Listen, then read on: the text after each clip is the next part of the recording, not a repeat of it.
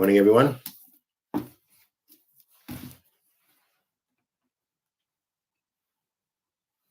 One second, please.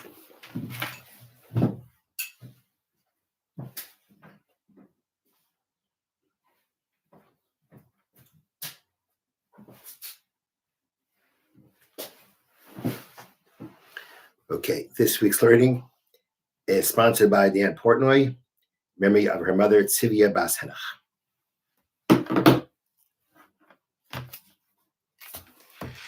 Okay, Perek Yud, Mishna Aleph. We are now going to be discussing the halacha that Shemitah takes off loans. That's what Torah tells us. The Shemitah has the power that if a person owes somebody money, Shemitah takes off the loan, and Shemitah will now remove any obligation from paying. The Shemitah does this not at the beginning of the year, at least according to most opinions, at the beginning of the year, does it at the end of the Shemitah year. So now the Mishnah says, Shvius Mishametes as HaMitzvot. Shemitah, the 7th year, the Shemitah year cancels a loan. Bishtar v'shlo bishtar. Whether it's a documented loan or it's an undocumented.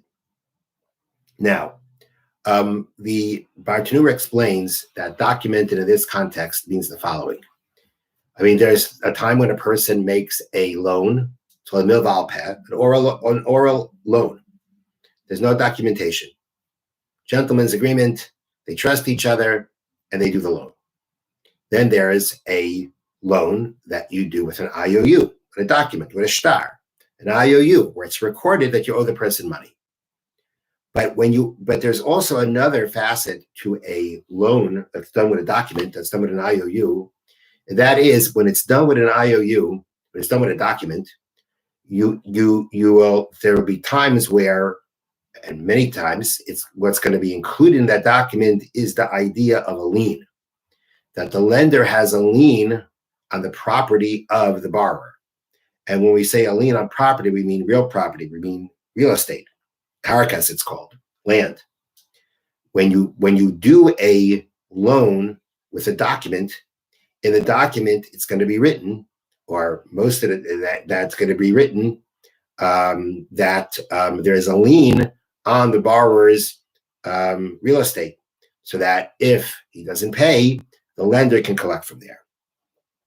So when our Mishnah says that Shemitah is going to remove a loan, and it talks about the loan with the document, it doesn't just mean documented. It means documented with a lien. Even when there is a lien in the document that talks about the loan, still Shemitah is going to cancel that loan. And the discussion really revolves around something that we're going to learn soon, and that is that when you lend somebody money and you take collateral, what's called in halachic terms a mashkon, you take collateral. In that situation, Shemitah doesn't cancel the loan. And that's because when you take collateral, it's as if you've already collected the debt. It's as if you collected the money. If you collected the money already, there's no more loan. It's considered like there's no more loan anymore for Shemitah to cancel it. So it actually turns into a protection. The fact that you have a mashkin, the fact that you have you have collateral, makes it be considered like it's collected already. It's like have it, so to speak. And that will now protect it from being canceled by Shemitah. That's going to be true when you take collateral. The Mishna is telling us that even if you do a loan with a document, and in the document it states a lien, having a lien, one might have thought, is similar to having collateral. It's like I already have it by me. I already have the payment by me. And therefore, Shemitah wouldn't cancel it, like it doesn't cancel by collateral. The Mishnah comes to tell us here, not that way. By stating whether it's in a document or not in a document, it's teaching us that even when in the document there is a lien, still Shemitah is going to cancel it because a lien is not as strong as collateral. It's not considered as if that's considered in some way already collected, and therefore Shemitah would cancel that loan. So that's the first part of the Mishnah where it says, Shvius Mishametes as HaMitzvot b'shtar v'shaloi b'shtar. Shemitah is going to cancel the debt whether it's in a document or not in a document. Okay, that's the first part of the Mishnah. The second part of the Mishnah is Hakafas Hachanus Eina Mishametes, store credit. Shemitah does not remove. The Masa Milveh, but if he turned it into a debt, Hareza Mishamet, then Shemitah will remove it. Now, that means like this. Store credit means you walk into a store, you buy something, you didn't pay. So we might think that that's just like a loan. I owe him, I have to pay him. But when the Torah speaks about the loan that Shemitah cancels, the Torah uses words that mean a regular loan in which I went ahead and I give you money, and when I lend you money, there's a debt, right? I give you money, the lender gives the money, and now the lender owns debt. That's how a typical loan goes. You lay out money, and now the person who has to pay you back, you own debt. This person is indebted to you, and you own debt. You give the money, you lay out the money, and you acquire debt. Store credit, at least the way the Mishnah looked at it, doesn't work that way. Store credit works that the storekeeper, the store owner, lets you buy, and he lets you buy. And he doesn't look like, it's not considered like, okay, you owe me money now. I gave you the object, you owe me money. No, I let you buy, you pay later. Now, it could be, as we're going to see, it's expected to pay before the next time you buy something more. But at the end of the day, it's not your classic loan. Classic loan is a layout of money and an acquisition of what we call debt. And by store credit, it's not seen that way. Store credit is, I let you buy, and you don't got to pay me now. But it's not considered like a regular debt. And therefore, Shemitah is not going to cancel it. But then there are going to be times where the storekeeper actually turns it into it can actually turn it into a loan. Okay, which means, for example, if the shopkeeper calculated the total sum owed and with the agreement of the buyer converted it into a loan, it is henceforth treated as a loan and Shemitah cancels it. There are times where if, let's say, again, when you do store credit, of course, you're going to write down how much you bought and how much it's worth. But you don't, it's again, you're just recording it. He's buying, he doesn't have to pay, and you're just recording what went on. But if, let's say, the shopkeeper calculates the total sum, okay, and now with the agreement of the buyer, they turn it into a loan. You owe me this money. They calculated a sum, and they agreed that this is now a loan. You owe me the money. In that situation, by converting it into a loan, now already Shemitah's got to cancel it. So this is something it's a very fine difference in the sense that that of course when you store credit you have to pay back. No one's saying you don't have to pay, but it's not considered like a loan. We don't look at it like a loan. You buy that you took the object, and you're going to pay later. That's not like a layout of money, and then you now now the lender acquires debt. But if you go ahead and turn it into a debt, when you say, hey, look, you sum up the money, you count up the money, and you say, look, you got to pay me up. And he says, okay, I'll pay you in whatever. I'll pay you in a week. You now convert it into a loan. By converting it into a loan, now Shemitah is going to knock it off. Rabbi Yehuda says, Harishain Meshamet.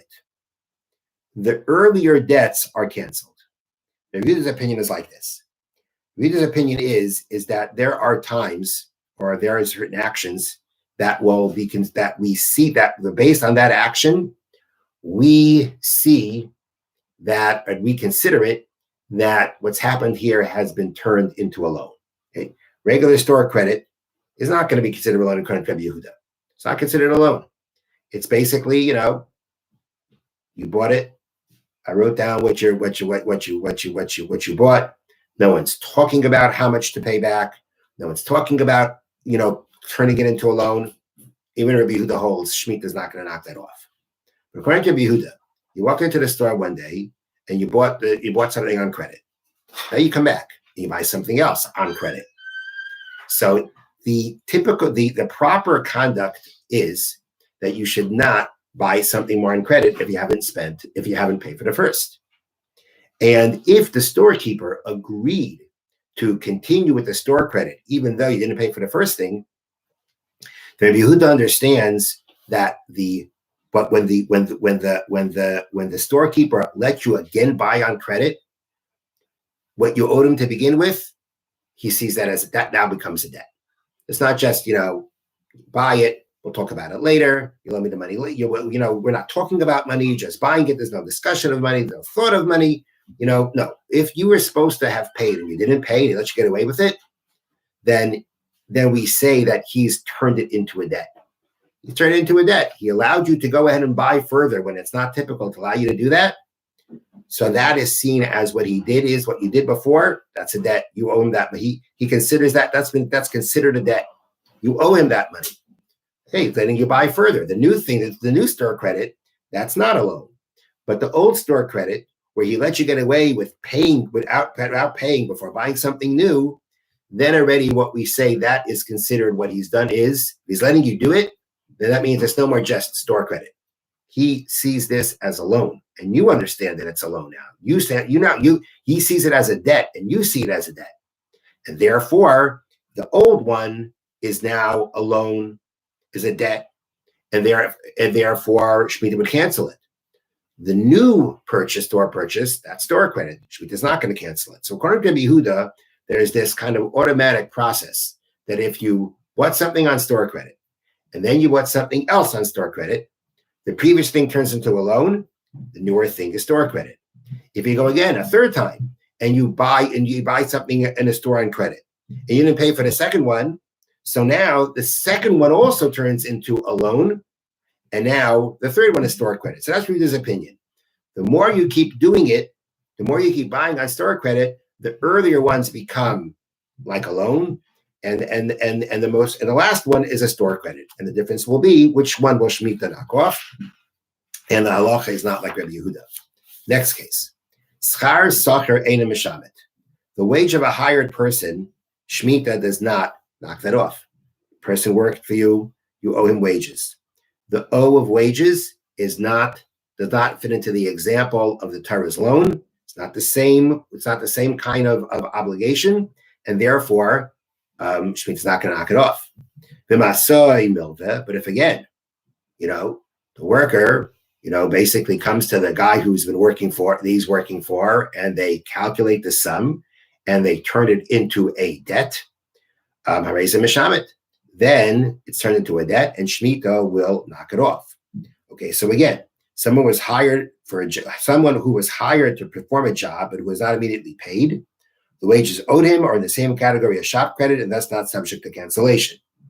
Nonetheless, if they turn it into a debt, then Shemitah will cancel it. But there's something interesting here to point out, and that is that Rabbi Yehuda of the previous Mishna, or the previous case by the store credit, who he said if you continue buying store credit, the old ones become a loan. He doesn't comment on this case about the wages. Because now, meaning, what happens if you worked for a guy, he didn't pay you? Then you took another job for him. You continued the whatever he hired you to do the first time, you're doing it again. Another hiring to do the job.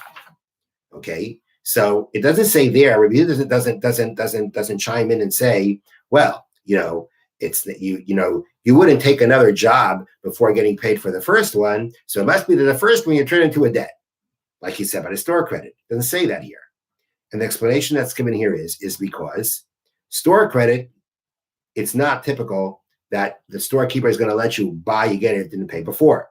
If he did, then that means he turned the first thing into a debt. But people who were hired workers. These are typically poor people. They need work. They're eager for work. They would take another job to work for this guy, even though he didn't pay them. And therefore, there is no indication from the fact that you are taking another job from this person that you've turned the previous wages owed to you into a loan. Now, so that's the Tanna Kama says that the schar sacher, that the wages that are owed are not automatically canceled by Shemitah unless you turn it into a loan. Rabbi Yosi says, That means, according to Rabbi Yossi, any work that has to stop in the Shemitah year, Shemitah will cancel. And if it doesn't have to stop in the Shemitah year, Shemitah will not cancel it. This is how the Bartanur learns Rabbi Yossi's opinion. Rabbi Yossi says like this, like we said before, if I didn't get paid for a job and I take more work, it's because I want to take more work. That's the way it is. People want more work, and they don't start thinking about, I should, he really should have paid me before, so he really owes me that, and now I'm just going to do another thing. The people don't look at it like that way. That makes sense if it's a job that you can continue doing, according to Rabbi Yossi. But let's say before Shemitah, you worked in this person's field. He didn't pay you. Now it's Shemitah. During Shemitah, you can't work in his field anymore because you're not allowed to. So the type of work that you owed money for, you can't just continue doing it. It stops during Shemitah. There already, we're going to say there, according to Rabbi Yossi, if the work stops, I can't continue the work, then you owe me the money and you're not paying, you owe it to me. You owe it to me. If that job cannot be continued, then that job ended and you owe it to me. So you turned it into a loan. And there Shemitah's got to knock it off. But if it's the kind of work that, you can continue doing it during Shemitah, then we say, okay, then he's not turning it into a loan. He doesn't look at it like this person owes it to me, but rather he's just going to keep on working. He's going to keep on working. Eventually at some point of time, the payment is going to be made. But it's not seen like a regular loan. So that's Rabbi's opinion. It all depends on the kind of work you're talking about. If it's the kind of work that you're talking about that has to stop in Shemitah, you can't continue that work, then we say you turned it into a loan. Otherwise, you haven't turned it into a loan. The halacha is not like Rabbi Yossi. The halacha is, even if it's a type of work that does end, that you can't do during Shemitah, at the end of the day, I understand. My understanding would be at the end of the day, you want more work from this person, even if it's not agricultural work. You would want to do other work if you could for him. And therefore, at the end of the day, getting other work from this person, even though you didn't pay you for the first one, you have not turned the wages that have to be paid to you from the earlier work. You haven't turned it into a loan, and therefore Shemitah is not going to knock it off. Okay. Now we'll go to the Sefer HaMitzvot.